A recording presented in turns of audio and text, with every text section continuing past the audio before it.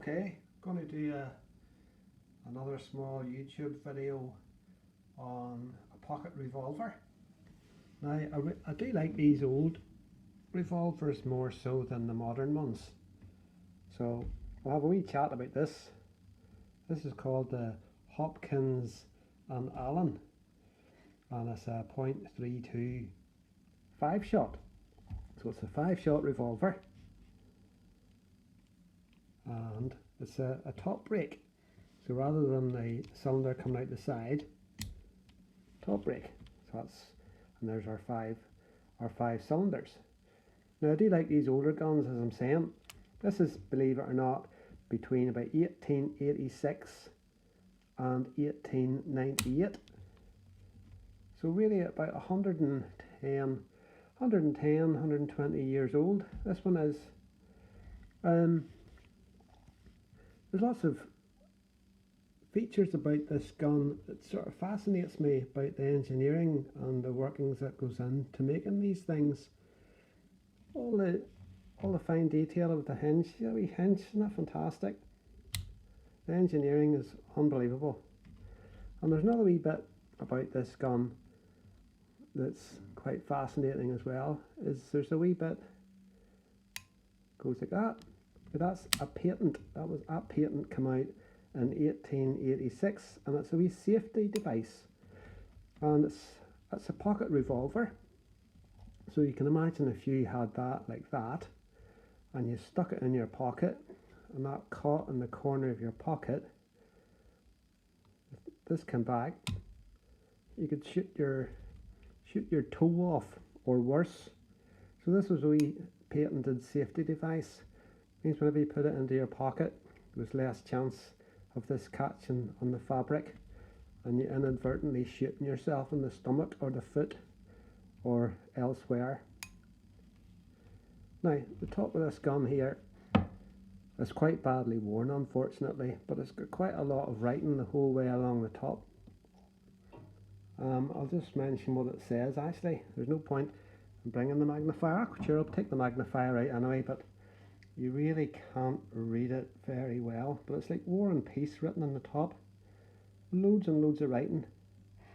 And basically what it says is Hopkins and Allen, Mfg .co, Norwich. But I don't know if you can just see just here, for some reason or other, somebody's rubbed out CONN, and that stood for Connecticut, USA, with a patent number, and the patent number was January the 5th October 86.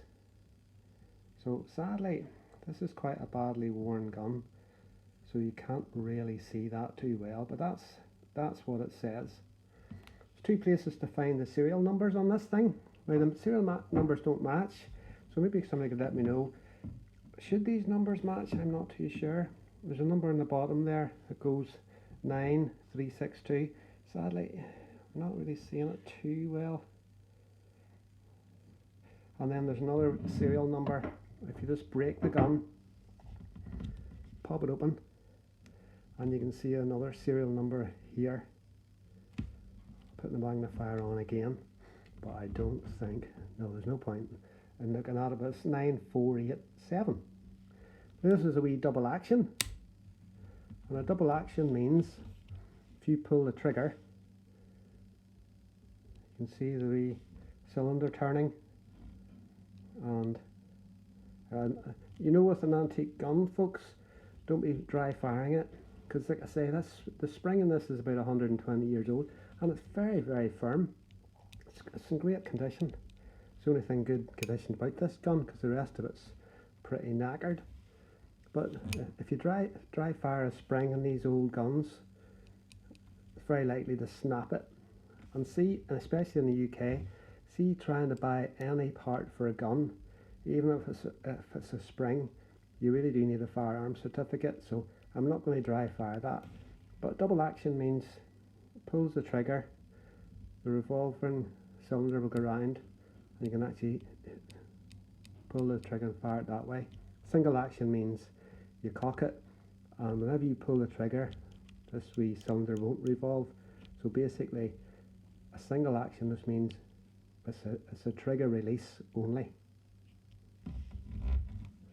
Very nice little gun. It's deactivated because I'm in the UK. You can see somebody's filed off this firing pin, and although you can't see it, the barrel's been plugged. So we can't actually shoot this thing over in the UK anyway, so this is how I've come about it with no firearms certificate. But I like collecting these old curios. Once again, I don't like spending a lot of money, folks. You can probably pick this up for about £70 or so. Still enough money, but in relation to collectibles, it's not really that expensive. But Hopkins and Allen, oh, it's a funny old company. They're the most unluckiest company you could ever imagine. I'll give you a wee quick history on the company, and you can go, how unlucky were they not? So believe it, it's a US company. It was formed in 1868, and it had a stormy history to say the least, ending up in bankruptcy and having to sell up. But it was formed by a collateral of boys at the beginning. There was obviously somebody called Allen, because it's Hopkins and Allen. There's another fella called Converse, somebody else called Briggs, and there was two Hopkinses. Now, Converse must have been one of the big investors, because he actually sold his stake in the company. 50% of it actually then went to Hubert's, and unfortunately the Hubert's went bankrupt, and because they went bankrupt and 50% of the company, Hopkins and Allen, the company, went into bankruptcy too in 1898. But that wasn't the end of the company. They reformed. So originally they went bankrupt in 1898, but they got up and running very quick again. But sadly, in 1900 there was a fire and the whole place burnt down. That wasn't the end of the company. Got up and running again, and in 1905 some naughty rascals went in and stole the whole warehouse full of all their guns. They lost absolutely everything. That wasn't the end of them again. Kept on going. So they did persevere, and they got the contract to make Mauser rifles for the Belgian army.